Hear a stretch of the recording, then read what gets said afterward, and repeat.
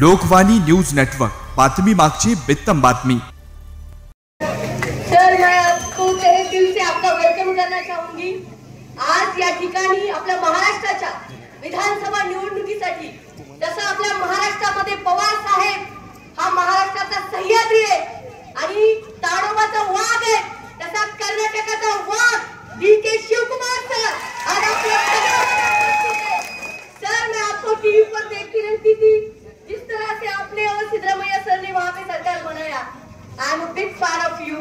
अभी आपका मैंने स्टेटमेंट देखा टाइम्स में कि यहाँ के म्हणजे आपल्या भागातले जे 50 खोके आणि माजलेले बोके आहेत ना, त्या सगळ्यांना सरांनी निमंत्रण दिलं होतं। उन्होंने इनवाइट किया था ये महायुति के गद्दारों को, अजित पवार, देवेंद्र 420 आणि शिंदे, ये 3 लोकांना त्यांनी इनवाइट केलं होतं कर्नाटकाला कि please come and visit my state, कि कैसे सरकार चलाया जाता है। सरकार खुददारी से चलाया जाता है, गद्दारी से नहीं, ये सिखाने के लिए। सर, बिल्कुल सही कहा था आपने। विक्रम भैया, आज तुमचा प्रचार करण्यासाठी 413 किलोमीटर दूर मी इथे आलेली आहे। मला अभिमान वाटतो इथे बोलायला।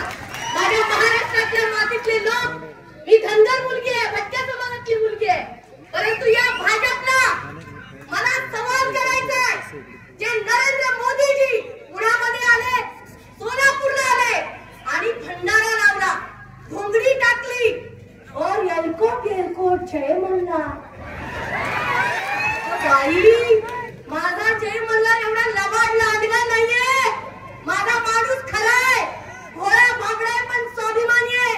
आमचा डीएनए स्वाभिमानाचा आहे। अरे, तुम्ही भंडारा लावला तर आमच्या लोकांना अभिमान रूल भरून येतो, परंतु भंडारा लावतात ते आणि चुना लावून जातात, त्याचं काय?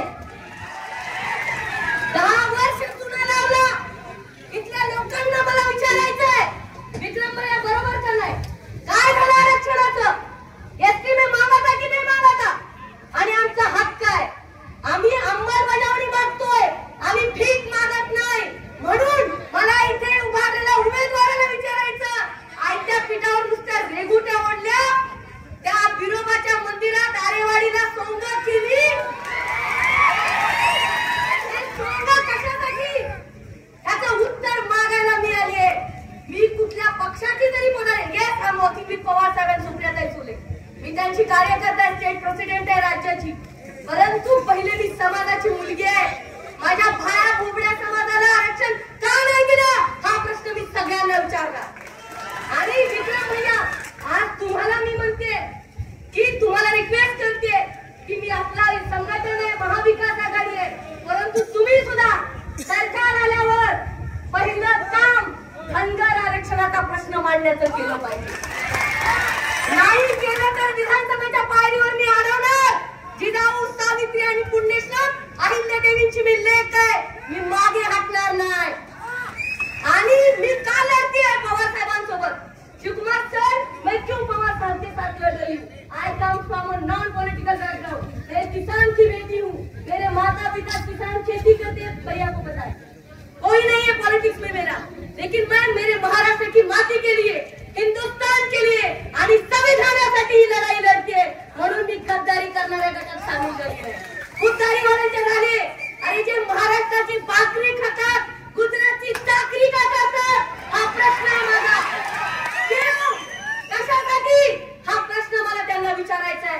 परंतु आता बाद झाला, महाराष्ट्रामध्ये कोणीही चाकरी करणार नाही, हा छत्रपती शिवाजी महाराजांचा महाराष्ट्र आहे, हा डॉक्टर बाबासाहेब आंबेडकरांचा महाराष्ट्र आहे, महात्मा ज्योतिबा फुले, पुण्यश्लोक अहिल्यादेवी होळकरांचा महाराष्ट्र आहे।